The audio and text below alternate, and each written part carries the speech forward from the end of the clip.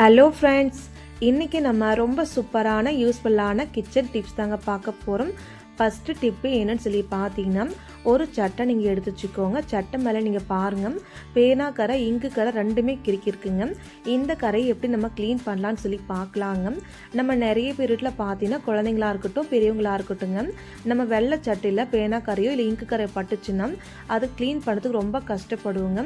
ஒரு சில டைமில் கரை போயிடும், ஒரு சில டைமில் கரையே போகாது. அதுக்காக இந்த டிப்பை நீங்கள் ட்ரை பண்ணுங்கள். பாதி லெமன் இருந்தால் போதுங்க. இங்கு கரை, பேனா கரை, அது மட்டும் இல்லாமல் டீ வச்ச கரை, இந்த கரை எல்லாமே போயிருங்க. அது எப்படின்னு சொல்லி பார்த்துடலாங்க. எந்த இடங்களில் பேனா, இங்கு, டீ எல்லாம் ஊற்றிருக்கோம் அது மேலால் நீங்கள் பாதி அளவுக்கு லெமன் ஜூஸை நீங்கள் புழிஞ்சு விட்டுருங்க.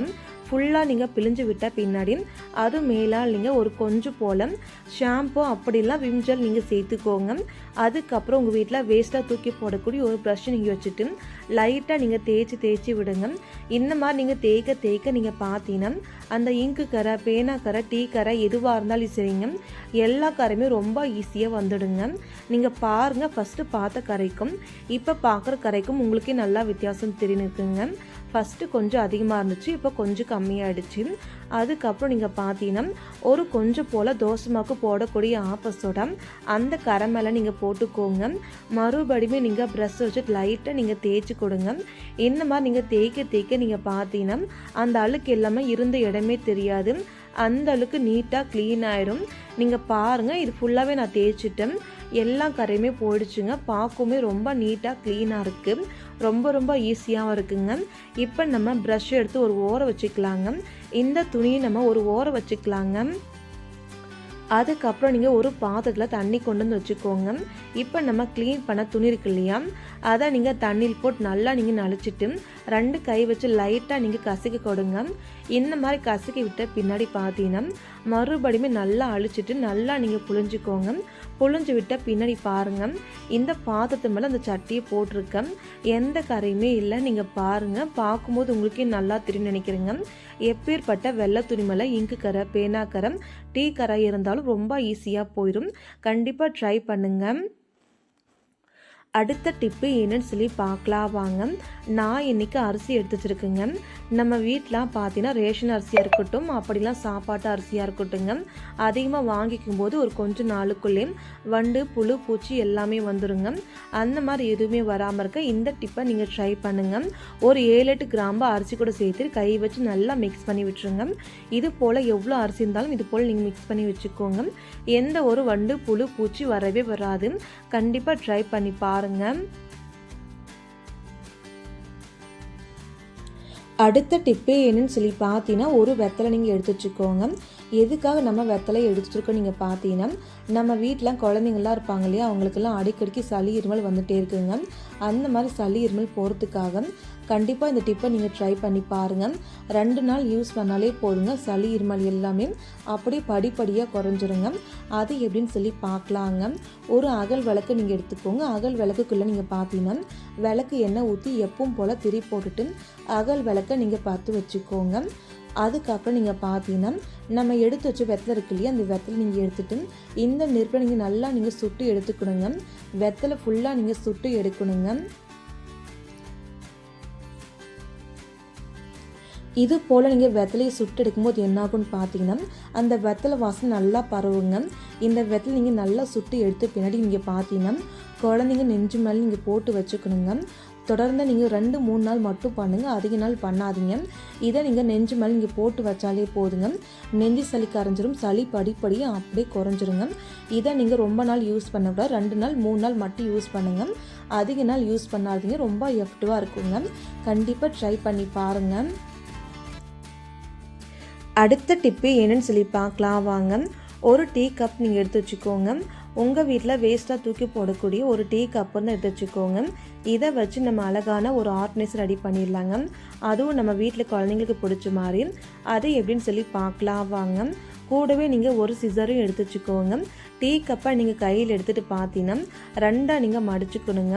அந்த மேலே தப்பமாக இருக்குல்லையே அந்த பாட்டை வச்சு நீங்கள் கரெக்டாக நல்லா ஹீவனாக மடித்து விட்ட பின்னாடி சிசர் எடுத்துக்கோங்க. சிசர் வச்சுட்டு நீங்கள் பார்த்தீங்கன்னா அந்த மேல் பகுதியை மட்டும் நம்ம கட் பண்ணி எடுத்துக்கலாங்க. பாருங்கள், இது போல் நீங்கள் கட் பண்ணி எடுத்துக்கோங்க.